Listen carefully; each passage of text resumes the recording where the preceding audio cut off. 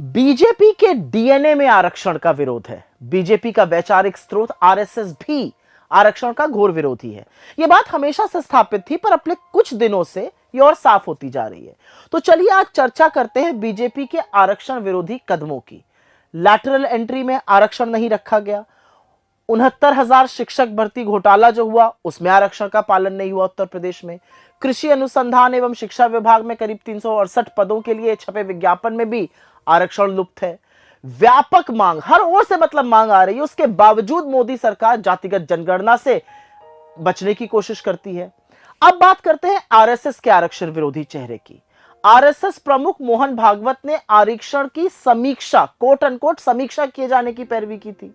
2017 में आरएसएस के तत्कालीन प्रचार प्रमुख मनमोहन वैद्य ने आरक्षण को जारी रखने का विरोध किया था। आरएसएस के दूसरे सरसंचालक गुरु गोलवलकर ने अपनी किताब विचार धन में जाति के आधार पर आरक्षण देने का विरोध किया है। राजनीतिक विश्लेषक और आरएसएस किताब के लेखक जयदेव डोले ने पुरजोर तरीके से यह बात कही है कि संघ आरक्षण के खिलाफ है।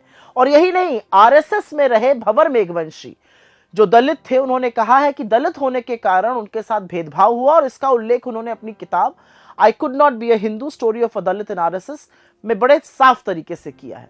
बीजेपी नेता संविधान बदलने के माध्यम से क्या कहना चाहते हैं? वो आरक्षण खत्म करना चाहते हैं। और अब बात कर लेते हैं नरेंद्र मोदी जी की। उनके विचार सुनकर तो आप बिल्कुल ही हैरान रह जाइएगा। नरेंद्र मोदी ने प्रधानमंत्री रहते हुए कहा है कि मैला ढोना जैसे अमानवीय पेशे को आध्यात्मिक अनुभव बताया है। और ये उन्होंने कहीं बोला नहीं है, किताब में लिखा है। यही नहीं, उन्होंने दलितों को एक समय में मंदबुद्धि तक कह डाला था। और संभवतः इसीलिए आदिवासी के सिर पर पेशाब हो जाए, दलितों पर हिंसा हो, दलित महिलाओं का उत्पीड़न हो, बर्बर रेप हो जाए, इन लोगों को फर्क नहीं पड़ता है। ये सारी अमानवीय हरकतें मोदी जी के कार्यकाल में और बढ़ी हैं।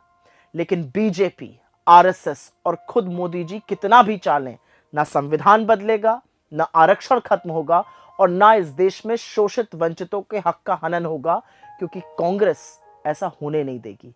और यह बात आप याद रखिएगा।